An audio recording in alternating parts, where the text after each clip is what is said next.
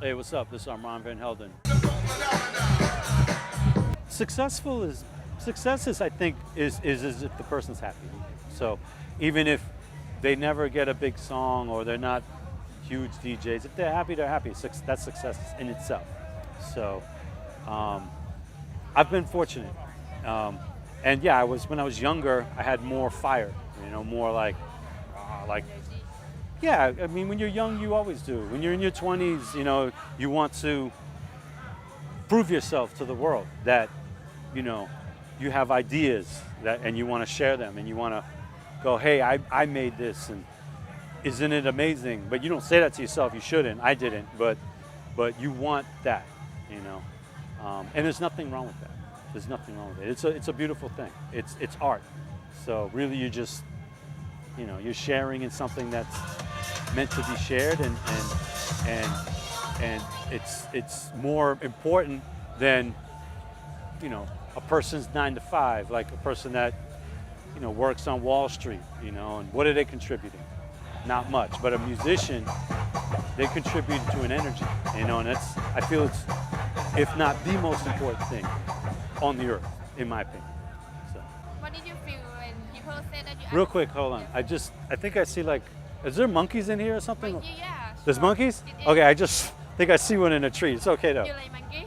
I do, but my girlfriend would go crazy, so it's okay though. No, I'll show her later. I'll show her later. Oh no, it's not a monkey. It's a bird with the bird with the big thing. Mouth. Yes, like that. Had a color. Yeah, it's great. I'll show her later. I'm sorry. Go ahead. I don't know. Yeah. I mean, I think the most important thing is don't be an asshole, because I had moments where I was an asshole, when I was younger, and don't do that. It doesn't. You should. This music is a fraternity. It's something that it's honorable, and there should be a human to human aspect to it, is what I'm saying.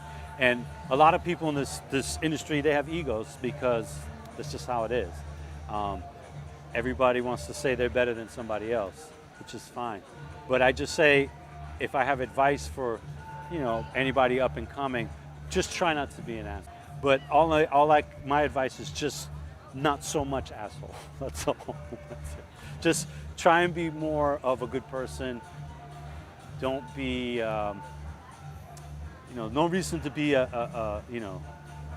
don't be hateful. Is all I'm saying. Be more loving. Be more loving. That's all. Like you do. I'm trying. I mean, I love making music. I still love DJing, but I don't do it as often. So maybe 15 gigs a year, which is nothing compared to what everybody else 100, 250 gigs a year, you know what I'm saying? Or, the big guys. So I'm doing very minimum, but I still enjoy it, and I still enjoy going out DJing. I mean, to come here and DJ on this island's crazy, So for me, stuff like this, I love this.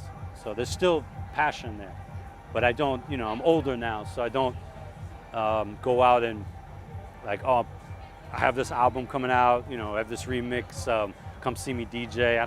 It's fine. You see me if you see me. So it's fine. But we can see your gigs. Originally, I grew up from a kid when I was very young, like when I was 8 years old, I got into rock and disco.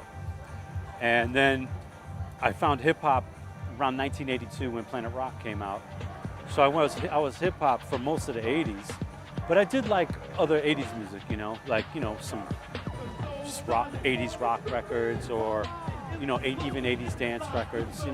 So I wasn't just hip hop, but I was more passionate about hip hop. And then I got taken to a house music club in Boston, Massachusetts, maybe 1989. And I was like, whoa. I was like, because I had heard the house music before, but I didn't like it because the beat never changes. So, because for me coming from hip hop, I was like, the drums are always the same, it's boring. But when I saw it in a nightclub, when I visualized and experienced it, I was like, oh, this music's cool. And then I got into house music. And then, really, that's the gist of it. It really was one night I went to a house music club, a very underground house music club, after hours club, no alcohol. was open from 12 to 6 in the morning, and you had to be invited by a member. So it's very underground. And back then, house music was only African Americans. There was no white people, no Asian, no Spanish. It was only black folks. And so that alone was an experience because it was a very unique time. And so obviously from then and now, it's completely different. And it's a beautiful thing, but it's nothing like it was then. So, yeah. In your point of view, what music? What is the good thing of that music? What is the Community. Or the main thing that happened with house music in the early days, reason why it exploded is because like it was instrumental music, so it wasn't about dancing with a girl, it was about dancing for you. So you would go and enjoy it selfishly, but selfishly in a community, so where everybody is enjoying it through the DJ and not so much concerned about like the way the place looks. You know, it could be in a warehouse, nobody cared. It didn't have to have a lot of lights. It didn't have to have alcohol. It didn't have to have drugs. It just was about the music and you dancing it to the music for yourself. That part from when I first fell in love with house music is still now. So the reason why it's lasted that long, it's still that idea. It's still that idea of you know, escaping and having an experience for yourself through the music, but it's almost like church.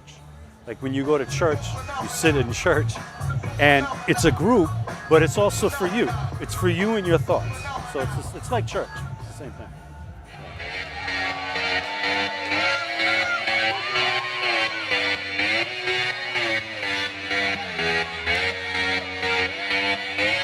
I wake up every day is a daydream. Everything in my life ain't what it seems. I wake up just to go back to sleep. I act real shallow, but I'm in too deep. And all I care about is sex and violence. A heavy baseline is my kind of silence. Everybody says that I gotta get a grip, but I let sanity give me the slip.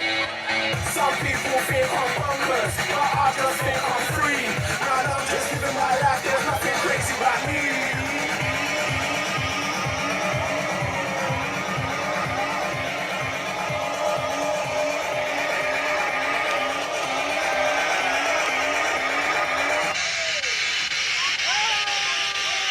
Bonkers.